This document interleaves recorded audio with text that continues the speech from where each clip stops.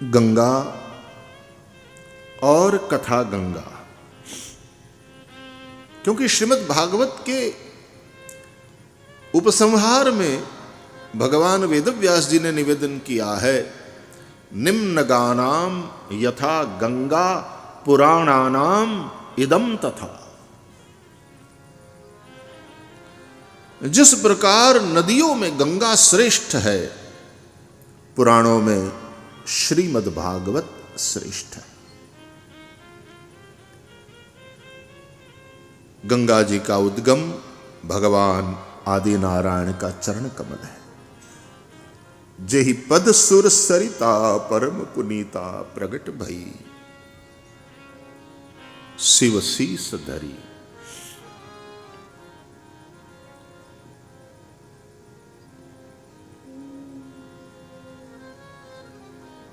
भगवान के चरण कमल से प्रकट हुई है गंगा जी।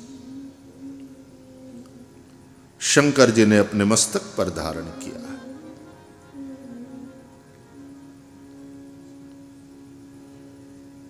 जिस प्रकार भागीरथी गंगा भगवान नारायण के चरण कमल से प्रकट हुई है,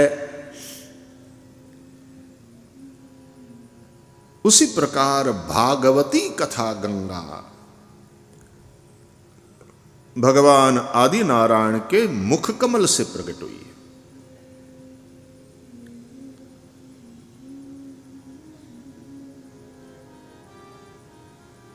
दोनों गंगाओं का उद्गम स्थान एक ही है। भगवान आदि नारायण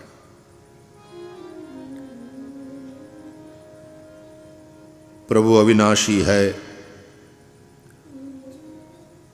अतः उनसे प्रकट होने वाली ये दोनों गंगा भी अविरल बहने वाली अविनाशी।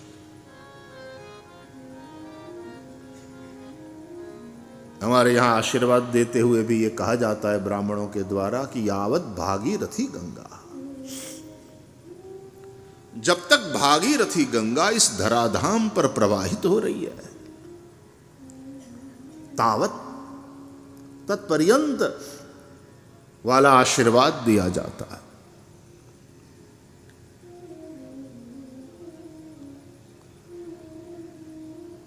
चरण कमल से जो प्रकट हुई गंगा, उसको विष्णुपदी कहते हैं।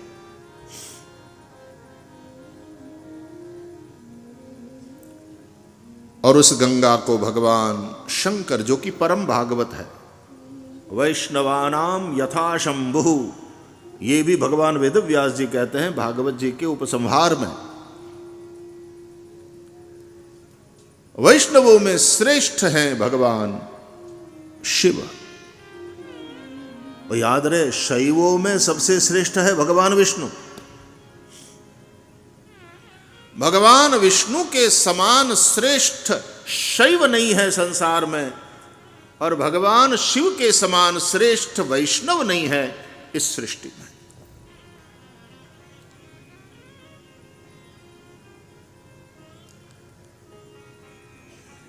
भगवान आदि नारायण के चरण कमल से प्रकट हुई गंगा विष्णुपदी, उसको भगवान परम वैष्णव शिव जी ने अपने मस्तक पर धारण किया।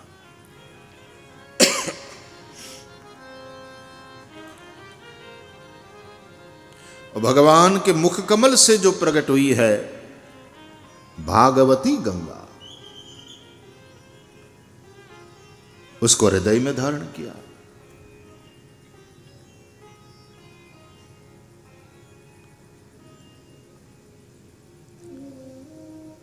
मस्तक पर धारण किया था वो गंगा जटा से बह चली,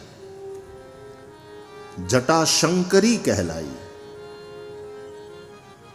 जटा शंकरी नाम पर्यो है, त्रिभुवन तारन आई। हृदय में जिस विष्णुमुखी गंगा को, यदि वो विष्णुपदी है तो इसको विष्णुमुखी कह सकते हैं, जिस विष्णुमुखी गंगा को हृदय में धारण किया था भगवान शंकर जी ने,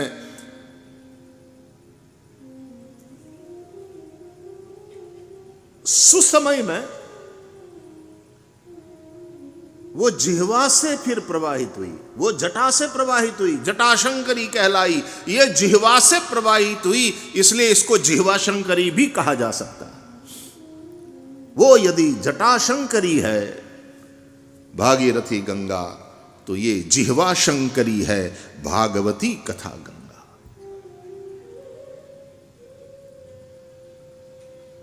रसधारा है, वो भी रस है, ये भी रस है।